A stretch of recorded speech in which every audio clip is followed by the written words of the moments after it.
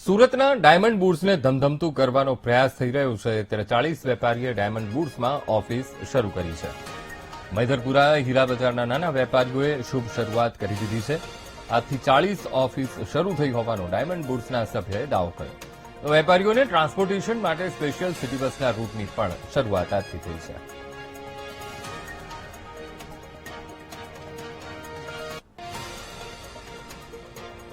આજ મુદ્દે સંવાદદાતા ધ્રુવ આપણી સાથે લાઈવ જોડાઈ ગયા છે। ધ્રુવ, સુરતનું ડાયમંડ બુટ્સ એટલે ન માત્ર સુરત પણ રાજ્ય અને દેશ માટે પણ એ ગૌરવશાળી એ ઇમારત અને આથી ધમધમતું પણ થયું છે। ત્યાંના વેપારીઓ શું કહી રહ્યા છે, કેવો માહોલ અત્યારે બુટ્સમાં જોવા મળી રહ્યો છે?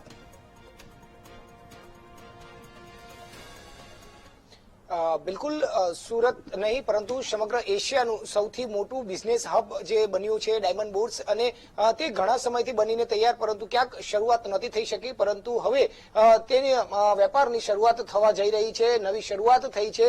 30 થી વધુ જે નાના મોટા વેપારીઓ છે તેમને કેબિનો મારફતેથી આ શરૂઆત થઈ છે। ત્યારે હવે એવી આશા જાગી છે કે આ ડાયમંડ બુટ્સ આગામી દિવસોમાં ખૂબ જ જે આશા અપેક્ષા સાથે શરૂ થયું હતું તે એ જ રીતે શરૂ થતું જોવા મળશે। ત્યારે આ ડાયમંડ બુટ્સના વાઇસ ચેરમેન લાલજીભાઈ પટેલ આપણી સાથે જોડાયા છે, તેમની સાથે વાત કરીશું। લાલજીભાઈ, જે ડાયમંડ બુટ્સને ધમધમતું કરવાના પ્રયાસો ચાલી રહ્યા છે તેની હવે ક્યાંક શરૂઆત થઈ એવું મનાય છે, કઈ રીતે શું કહો છો? નમસ્કાર મિત્રો, સુરત ડાયમંડ બુટ્સ વર્લ્ડનું લાર્જેસ્ટ બિલ્ડિંગ બન્યું છે એ આપણે સૌ કોઈ જાણીએ છીએ। પ્રધાનમંત્રી દ્વારા 2 વર્ષ પહેલા એનું ઇનોગ્રેશન કરવામાં આવ્યું, ત્યાર પછી ધીમે ધીમે ફર્નિચરો શરૂ થયા અને 250 થી 300 ઓફિસોના ફર્નિચરો થઈ ચૂક્યા છે, બાકી ફર્નિચરો ચાલુ છે।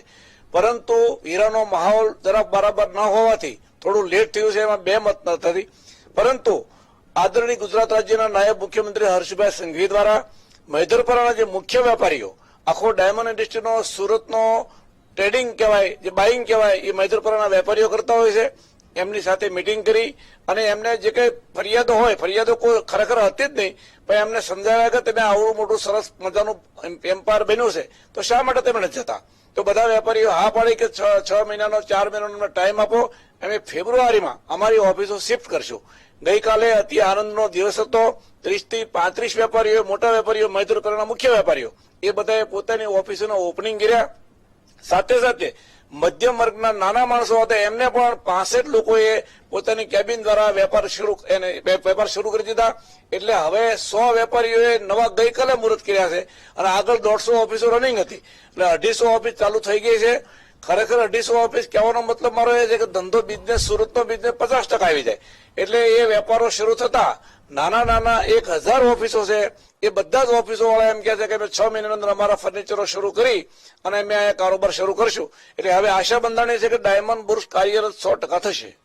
સાહેબ, નાના વેપારીઓ માટે કઈ રીતે ટ્રાન્સપોર્ટેશનની સેવા આપી છે અને એમને ભાડા કઈ રીતે રાખવામાં આવ્યું છે, એટલે કે તમામ લોકો ત્યાં પહોંચી શકે તે માટેની કઈ રીતની વ્યવસ્થા છે? આદરણીય હર્ષભાઈ સંઘવીએ મહાનગરપાલિકાને સૂચના આપી, મહાનગરપાલિકાની એસી બસ એક મૈધરપરાથી ઉપડશે, એક મિની બજારથી ઉપડશે અને એક સંજીવ કુમાર અડાજણમાંથી ઉપડશે। 3 બસો દર 1.5 કલાકે ઉપડશે। એટલે બ્રોકરો, વેપારી, નાના મિત્રોને જવા માટે કોઈ તકલીફ નહીં પડે અને કાલે વ્યવસ્થા કાલને કાલ ચાલુ જ થઈ ગઈ છે। એ લોકો જે કેબિનમાંથી નાના વ્યવસાય માટે કરી છે તો ભાડા કઈ રીતે રાખ્યું છે, એટલે કોઈ પણ વ્યક્તિ ત્યાં આવીને વેપાર કરી શકે એ રીતે કઈ રીતની વ્યવસ્થા છે? ખરેખર નાના માણસો માટે કોઈ પણ જાતનો નફો કર્યા વિના 15,000 રૂપિયા મહિને ભાડું, એમાં લાઇટ બિલ, એસી, ફર્નિચર, તમામ વસ્તુ આવી જાય એવું અમે વ્યવસ્થા કરી છે। અને કેબિન ધારકોમાં લોકો 150 લોકોએ કેબિનો લઈ પણ લીધી છે। હવે કેટલી અપેક્ષા જોડાઈ ચૂકી છે કે વેપાર ત્યાં શિફ્ટ આખો ડાયમંડનો થશે ને જે આશા અપેક્ષા રાખી હતી તે ફળીભૂત થશે? વર્લ્ડનું 90% મેન્યુફેક્ચર સુરતમાં થાય છે અને સુરતમાંથી બોમ્બે આપણે ટ્રેડિંગ કરવા માટે માલ જતો હોય છે, પરંતુ અહીંયા જ કારોબાર શરૂ થવાથી 100% અહીંથી એક્સપોર્ટ ઇમ્પોર્ટ બધું થશે, એમાં કોઈ બેમત નથી। અહીંયા કસ્ટમ હાઉસ પણ કાર્યરત છે, 7 બેંકો કાર્યરત છે। ડાયમંડ બુટ્સમાં ખાવા પીવાની વ્યવસ્થા પણ તમામ વ્યવસ્થા છે, એટલે બુટ્સમાં કોઈ પણ જાતની કમી નથી। એટલે વેપારીઓ પણ એમ કહે છે કે મૈધરપરાના ટ્રાફિકમાંથી અમારે છૂટવું છે અને જલ્દી અમારે ત્યાં ઓફિસ ચાલુ કરી એવી રીતે થનગની રહ્યા છે। આખરી સવાલ કે શું લાગે છે 4500 થી વધુ જયારે ઓફિસો અંદર ધરાવે છે તો આખું ડાયમંડ બુટ્સ ધમધમતું થાય એ કેટલો પ્રયાસ અને ક્યાં સુધીમાં થઈ શકે એવું લાગે છે?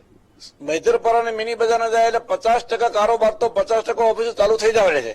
અને મુંબઈ વાળા એમ કહે છે કે અમે પણ ધીરે ધીરે અમે અહીંયા જેવો બાયરો ખરીદવાવાળા શરૂઆત કરે એટલે અમે પણ અમારો કારોબાર અહીંયા કરીશું. એટલે 100% થવામાં 1-2 વર્ષ લાગી શકે છે, પરંતુ જે પોતે બનાવ્યું છે એમાં પોતાને ઓફિસ ચાલુ કરવી છે એટલે એવો અંદરથી ઈચ્છા પણ છે, પરંતુ માહોલના હિસાબે થોડું લેટ થાય છે, પણ ઓફિસો ચાલુ થવાની એમાં કોઈ બેમત નથી.